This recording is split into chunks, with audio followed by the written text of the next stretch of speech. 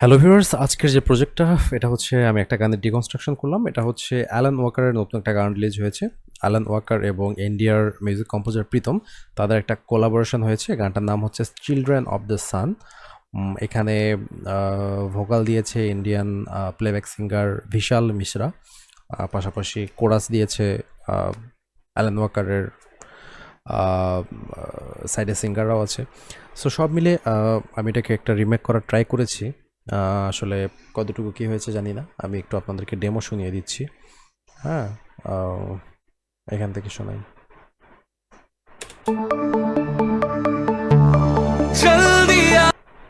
আচ্ছা, এখান থেকে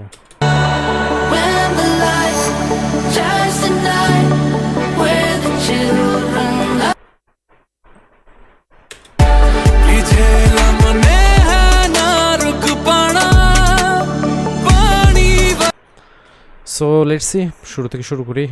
প্রথমত যেটা আছে সেটা হচ্ছে যে এখানে একটা মেলোডি আছে, একটা প্ল্যাকি মেলোডি।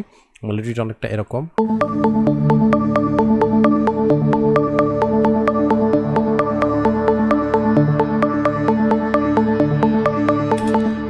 সো পুরো গান জুড়ে এই মেলোডিটা চলতে থাকে। এটা মূলত আমি নেক্সাস দিয়ে করেছিলাম। হ্যাঁ, এই মেলোডিটা চলতে থাকে। এখানে যদিও আমি মিডি ফরম্যাটে অডিও ফরম্যাটে কনভার্ট করে নিয়েছি মিডি থেকে। তারপরে শুনিয়ে দিচ্ছি আপনাদের। এই অডিওটা হচ্ছে ওইটার যে কনভার্টেড ফাইল সেটা। তারপরে তার সাথে আরও একটা সেম মেলোডিতে ডিফারেন্ট ইনস্ট্রুমেন্ট লেয়ার করা আছে। ঠিক আছে, দেন এরপর যেটা আসে সেটা হচ্ছে যে জাস্ট একটা বেস। হ্যাঁ, সিঙ্গেল একটা ডি নোটের বেস, এটা ডিউন দিয়ে করা। এটা এই বেসটা পুরো গান জুড়ে থাকে না। এই গানে মূলত হচ্ছে বেস হিসাবে 808 ইউজ করা হয়েছে এখানে। বাট আমি শুধুমাত্র ফার্স্ট যে অংশটা আছে এই অংশটুকুতে এই বেসটা থাকে। আপনারা দেখতে পাচ্ছেন কতটুকু জুড়ে এটা আছে। দেন মূলত এখানে এই বেস ইউজ করা হয়েছে। তারপরে আমরা এখানে দেখতে পারতেছি যে আমাদের আরও কিছু ইনস্ট্রুমেন্ট আছে। প্রথমত হচ্ছে এটা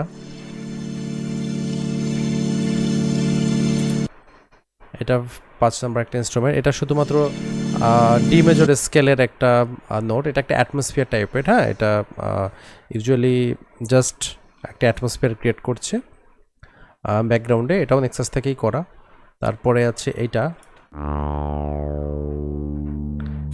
একটা সিনথ। আপনার এটা কত নাম্বার 3, তাই না?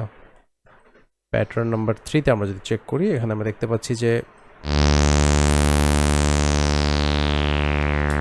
That's the tune. অ্যাকচুয়ালি এটা ম্যাসিভ দিয়ে করা। তো এটার মূলত একটা সিনথ, একটা বেস টাইপেরই, বাট এটা মূলত বেস হিসেবে কাজ করছে না। এটা ব্যাকগ্রাউন্ডে একটা এক্সট্রা হারমোনিক্স ক্রিয়েট করছে। দ্যাটস এটা করা।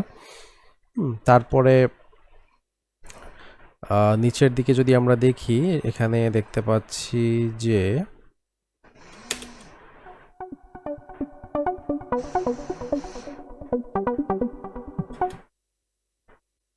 এটা মূলত হচ্ছে একটা সিনথ আরপিজিএর, যেটা এক্সপ্যান্ড দিয়ে করা।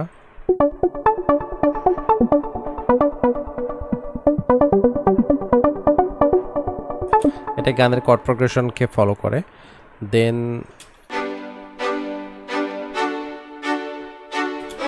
দ্যাটস দ্য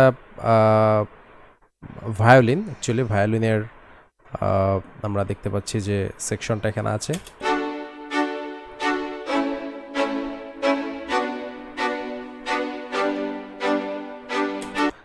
দেন আমাদের কিজ। তো এই জিনিসগুলো যদি আমি একসাথে সবগুলো প্লে করি তাহলে মোটামুটি এমন একটা সাউন্ড আসে।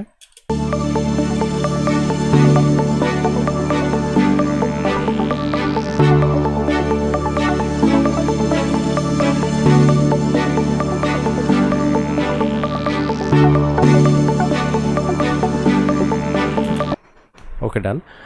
এখন যেটা বিষয় সেটা হচ্ছে যে এখানে একটা মেলোডি আছে এরকম।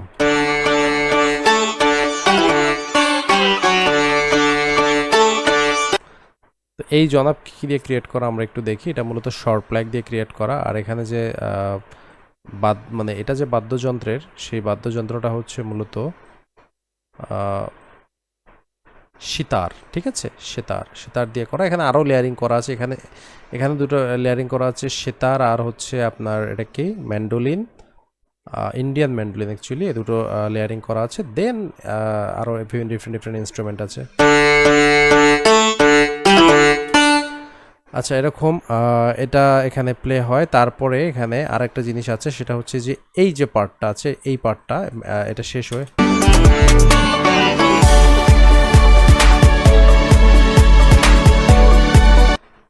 এই যে এখানে একটা স্ট্রিং এর ইউজ হয়েছে, ঠিক আছে, স্ট্রিংটা ইউজ করেছি। আমি একটু স্ট্রিংটা শুনিয়ে দিচ্ছি, এটা সম্ভবত প্যাটার্ন 12-এ আছে।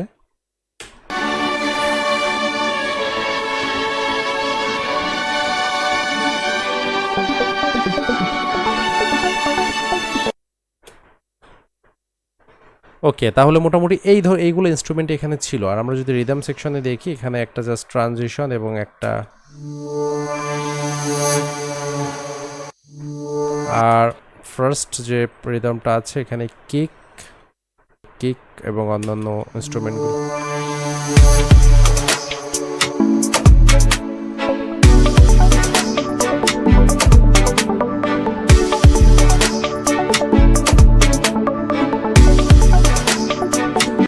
আর এখানে সাথে 808 লেয়ার করা আছে। আর সেকেন্ড যে বিট প্যাটার্ন, এটা খুব সিম্পল, জাস্ট কিক স্ন্যার এর সাথে 808, প্রত্যেকটা বারে একটা করে।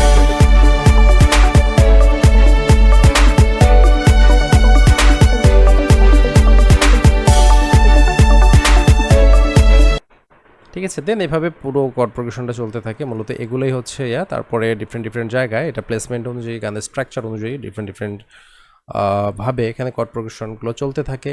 হ্যাঁ, প্রোগ্রেশন অনুযায়ী অ্যারেঞ্জমেন্ট চলতে থাকে। তো এভাবেই মূলত এই গানটা পুরোটা তৈরি হয়ে যায়, পুরো অ্যারেঞ্জমেন্টটা। তো আমরা আরও কিছু ক্যাচি পার্ট শুনে দেখি। হ্যাঁ, এই জায়গাটা, আচ্ছা প্রথমটা স্টার্টিংটাই শুনি না, ইন্ট্রোটা।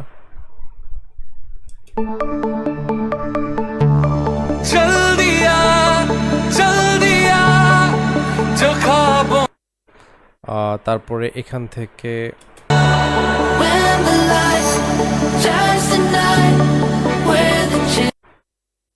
এখান থেকে